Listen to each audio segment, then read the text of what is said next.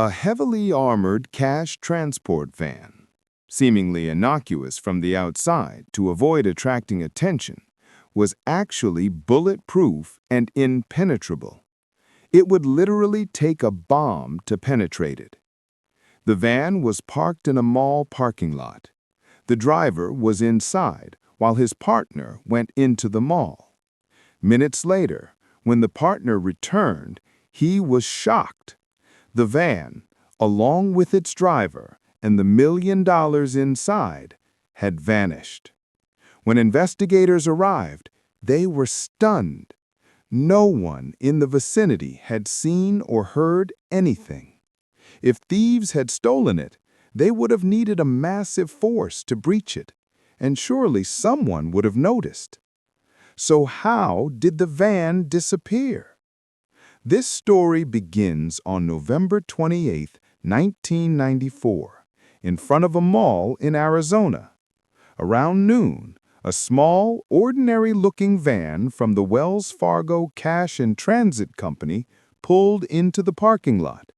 Despite its appearance, it was a fortress. Beneath its exterior, it concealed bulletproof armor. Its body, its glass, its doors, all impenetrable. Inside were two people, the driver, John McGash, and a cash collector. The collector, armed, went inside the mall to pick up the day's cash from the finance office. This was routine.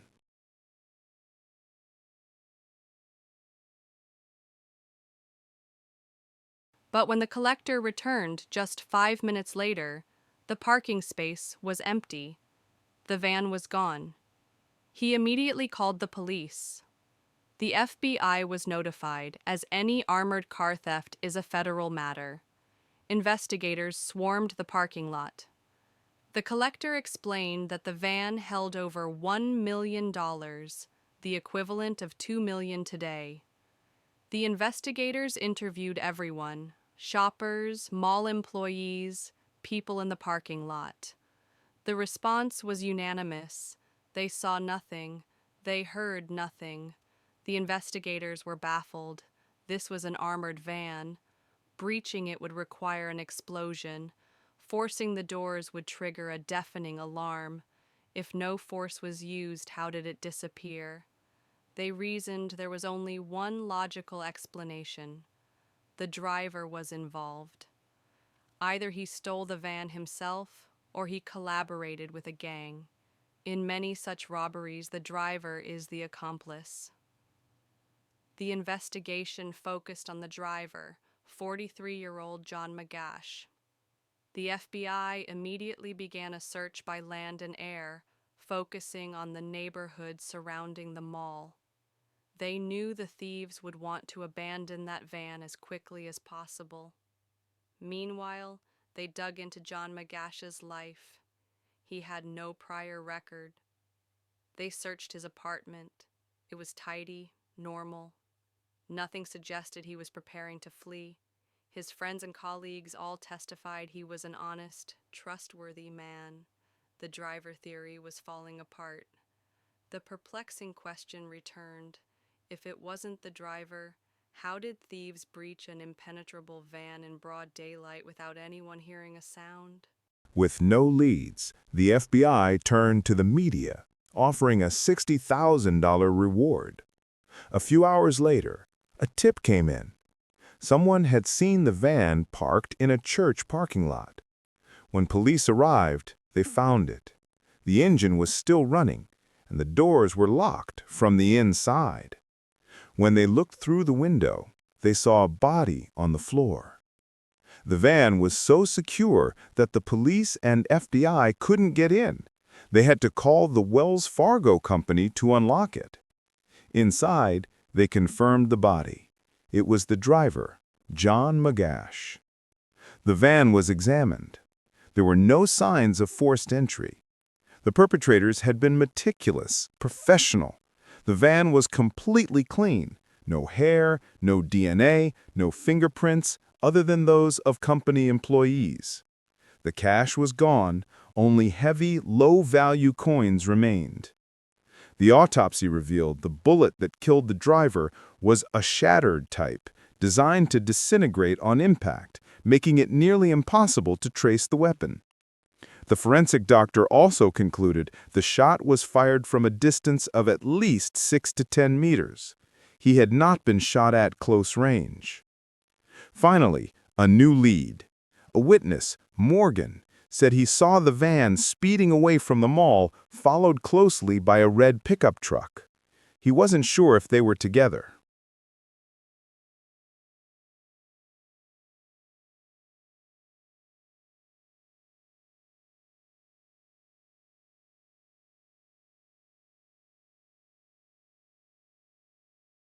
The FBI brought Morgan in and, in a strange move, asked to use a hypnotherapist to stimulate his memory.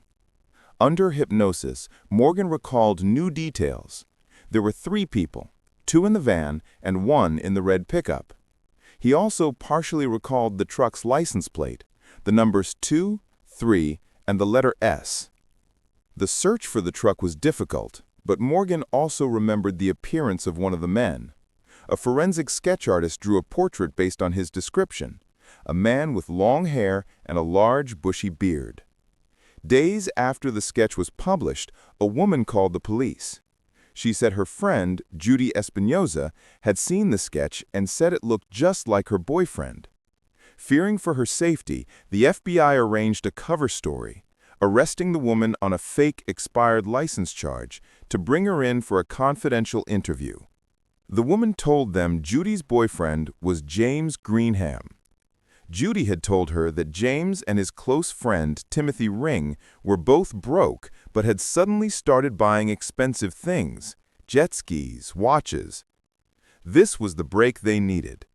Investigators discovered that Timothy Ring owned a red pickup truck matching the witness's description. Digging deeper, they found something chilling.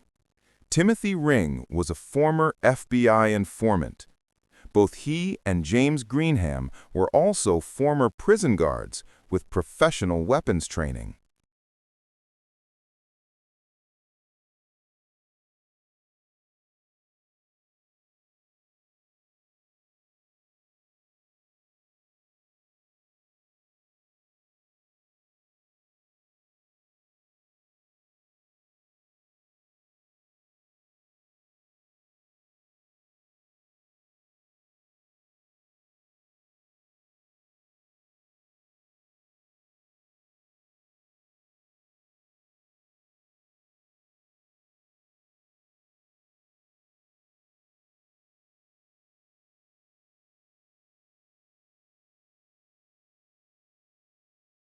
They fit the profile.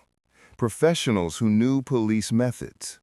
The FBI began 24/7 surveillance. They soon identified a third partner, William Ferguson, a former police officer forced into early retirement. Then another informant, Michael Sanders, came forward.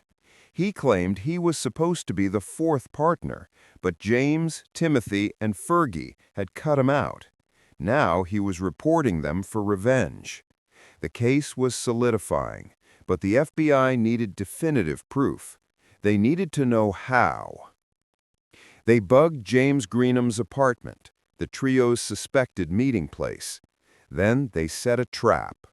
The FBI released a fake press release to the media, filled with false information about the suspects, describing them as having dark skin or being bald. As expected, the 3 suspects met at the bugged apartment. The FBI listened as they laughed at the media reports, mocking how wrong the investigators were. But they never explicitly confessed.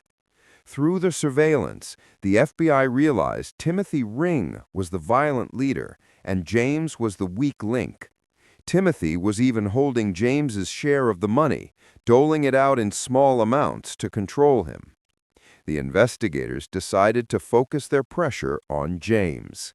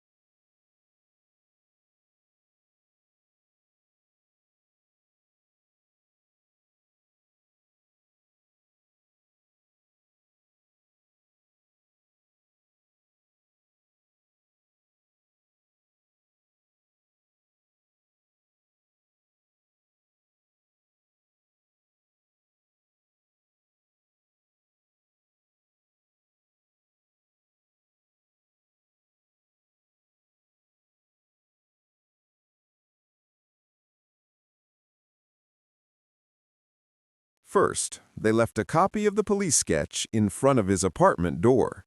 Then, a few days later, they left an investigator's business card with Evidence 173 written on the back. When James saw the card, he panicked. He fled his apartment, drove to the middle of the desert, and called Timothy. The FBI, following by helicopter, recorded the entire call. James was terrified, convinced the police were onto him. Timothy tried to calm him down, telling him to act normal. The next morning, Timothy went to James's apartment to calm him down. The FBI bugs recorded the entire hour-long. The planning began 6 months earlier. Timothy was the mastermind. They had tracked numerous armored trucks, and after months of surveillance, they chose John Magash. They chose him for one reason.